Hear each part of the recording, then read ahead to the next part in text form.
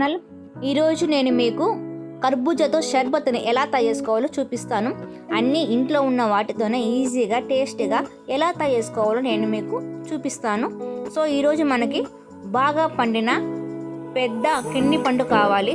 So నేనైతే బాగా పండిన కిడ్నీ పండు ఒకటి తీసుకున్నాను. సో ఇటు కట్ చేసినా లేదు, చూడండి ఎంత అందంగా ఫ్లవర్ లాగా వచ్చేసింది. చూసేగా చాలా అంటే చాలా అందంగా ఉంది కదా.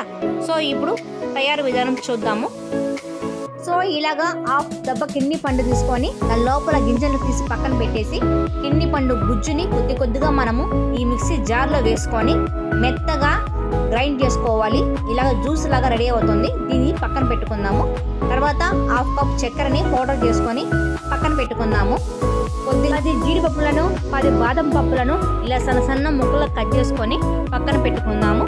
తర్వాత స్టవ్ ఆన్ చేసేసి ఒక గిన్నె పెట్టుకొని గిన్నెలో తగినంత వాటర్ పోసుకొని వాటర్ వేడెక్కిన తర్వాత 1 కప్పు సగ్గు బియ్యాన్ని మనము ఇందులో వేసుకుందాము.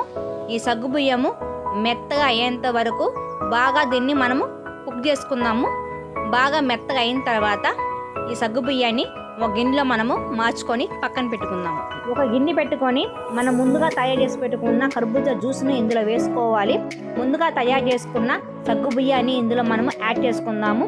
ముందుగా తయారు చేసి పెట్టుకున్న షుగర్ పౌడర్ని ఇందులో వేసుకోవాలి.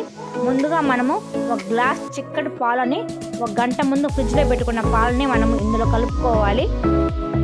పాలు, చక్కెర, సగ్గుబియ్యము బాగా కలిసే విధంగా ఈ మిశ్రాన్ని బాగా కలుపుకోవాలి. ముందుగా నానబెట్టుకున్న సబ్జా గింజలని ఇందులో వేసుకోవాలి.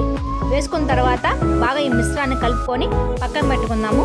ముందుగా కట్ చేసి పెట్టుకున్న డ్రై ఫ్రూట్స్ని మనము బాగా కలుపుకొని 1 గంట సేపు మనము ఫ్రిడ్జ్లో పెట్టుకొని సర్వ్ చేసుకుంటే చల్లగా ఉండే కర్బూజా షర్బత్ రెడీ అయిపోతుంది. సో ఈ వేసవి కాలంలో ఇలాంటి షర్బత్లు మనము తీసుకోవటం వల్ల మన ఒంట్లో ఉన్న వేడి క్రమక్రమంగా తగ్గుతూ వస్తుంది. సో మనకు అందుబాటులో ఉండే వాటితోనే మనము ఇంట్లోనే ఇలాగా ఈజీగా షర్బత్తులు తయారు చేసుకోవచ్చు. ఇలాంటి షర్బత్లు మనము ఇంట్లో చేసి పిల్లలకి ఇస్తే పిల్లలు చాలా హెల్తీగా ఉంటారు. ఈ కర్బూజా షర్బత్ని ఒకసారి మీరు తయారు చేసి ఎలా ఉందో నాకు కామెంట్లో చెప్పండి. ఈ వీడియో కానీ మీకు నచ్చినట్లయితే ఒక లైక్ చేయడం మర్చిపోవద్దు. ఇలాంటి మరిన్ని వీడియోల కోసము నా ఛానల్ని సబ్స్క్రైబ్ చేసుకోండి.